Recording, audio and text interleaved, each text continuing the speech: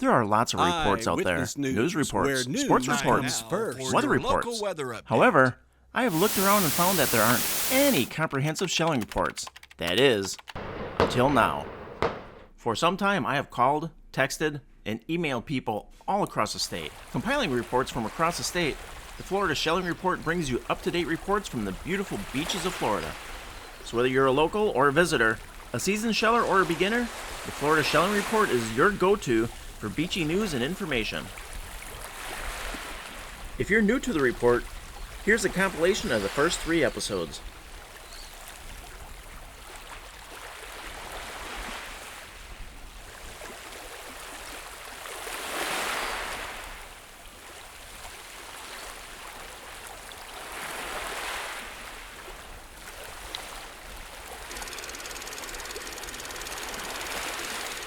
Welcome to the Florida Shelling Report, bringing you shelling reports and stories from the beach. Remember, like the weather, shelling changes daily, so check your favorite shell group and your local weather report. Kicking off this week's report is the washing up of a 15-foot great white shark on Navarre Beach. Since shelling has been sporadic due to rip currents, this was the most excitement for the week. Moving to southwest Florida, a sheller with Hemingway water shuttle out of Marco Island found a megtooth. Additionally, a beautiful chocolate Janoni was found earlier in the week. Not to be left out, shellers on the Atlantic side had great success around Fort Pierce. Generally not found on the Gulf Coast, shellers on the Atlantic side often find tritons and cowries. The Florida Shelling Report is brought to you by Beach Bum and Dad. Please subscribe for future reports. If you would like to be a correspondent, reach out via email or Facebook Messenger.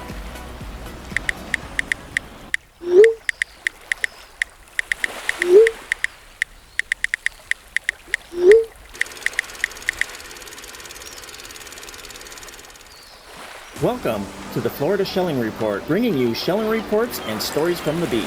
Remember, like the weather, shelling changes daily, so check your favorite shell group and your local weather report. Kicking off this report is the Emerald Coast. While the conditions remain poor for shelling, a few shellers had some success, and one from Pensacola Beach posted a pretty good haul. Next up is Passagrille Beach near St. Pete Beach. A go-to for many, Passagrille produced some pretty good shells this past week. Seemingly, winter shelling is falling behind us, and even Sanibel Island is seeing reduced shell hauls. Some consider Janonis to be rare, yet they pop up on a regular basis. This lucky sheller found hers on a shell tour in the 10,000 Islands. The Florida Shelling Report is brought to you by Beach Bum and Dad. Please subscribe for future reports. If you would like to be a correspondent, reach out via email or Facebook Messenger. Welcome to the Florida Shelling Report, bringing you shelling reports and stories from the beach. Remember, like the weather, shelling changes daily, so check your favorite shell group and your local weather report. Just in time for spring break, great white sharks are pinging off the beach. On top of that, Portuguese man-o-wars have been washing up across the Gulf Coast.